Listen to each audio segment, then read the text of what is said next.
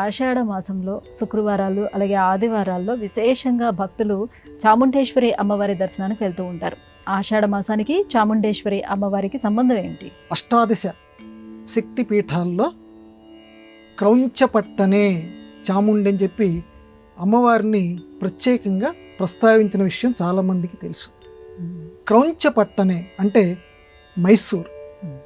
మైసూరులో ఉన్నటువంటి చాముండేశ్వరి, చాముండాంబిక, అంబిక అన్న అమ్మ అన్న ఒకటే.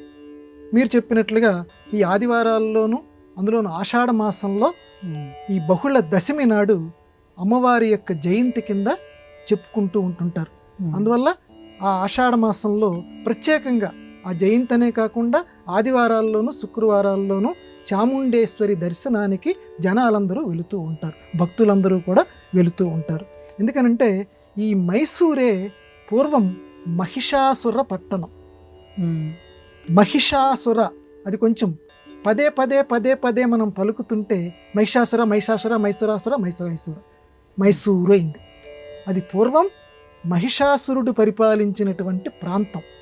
అక్కడ అమ్మ ఆ మహిషాసురుణ్ణి సంపింది కాబట్టి ఆ మహిషాసుర పట్టణమే క్రమక్రమంగా మైసూరు పట్టణం కింద మారింది. ఇక్కడ ఇప్పటికీ కూడా ఆ మైసూర్ రాజవంశీకులు ఆ అమ్మవారి యొక్క విగ్రహాన్ని ఆ కొండ మీద ఇప్పటికీ మనం దర్శనం చేసుకోవచ్చు, చాలామంది దర్శనం చేస్తారు. అది ప్రతిష్టాపించారు. అది ఆ విగ్రహం సజీవత్వంతో మనకి బాగా ప్రతిభాసిస్తూ ఉంటుంది. చాముండికాదేవి అని చెప్పి అమ్మవారిని అక్కడ పిలుస్తూ ఉంటారు. అలాగే చాముండికాదేవి ఆలయంలో ఇంకొక విశేషం ఏంటంటే నంది. ఆ నందిని కూడా, ఎందుకంటే అమ్మవారికి ఆ నందికి మధ్య ప్రత్యేకంగా ఇది తేడా అని మనం చెప్పలేం, కానీ ఆ నంది కూడా అంత విశేషమైనటువంటి ఆకర్షణ ఆ మైసూరులో మనకి కనపడుతుంది. ఆ కొండ మీద కనుక మనం ఎక్కి చూస్తూ ఉంటుంటే ఆ నంది వెలుగులు అంటే ఒక్కసారి ఆ కళ్ళల్లో గనక చూస్తే ఆ నంది వెలుగులు మనకి బాగా కనపడతాయి.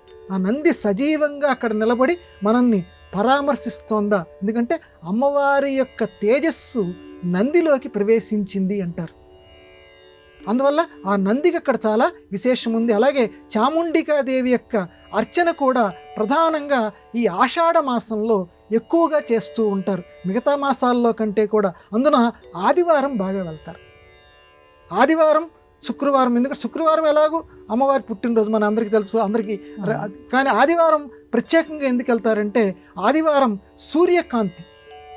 సూర్యకాంతితోటి అమ్మవారు మెరిసిపోతూ ఉంటుంటారు. ఆ దర్శనం చాలా అత్యద్భుతంగా ఉంటుంది. చాముండిక ఆ దేవి, ఆ చండముండాసురుల్ని సంహరించినటువంటి ఆ చాముండికాదేవి మనల్ని అందరినీ కూడా రక్షించుగాక.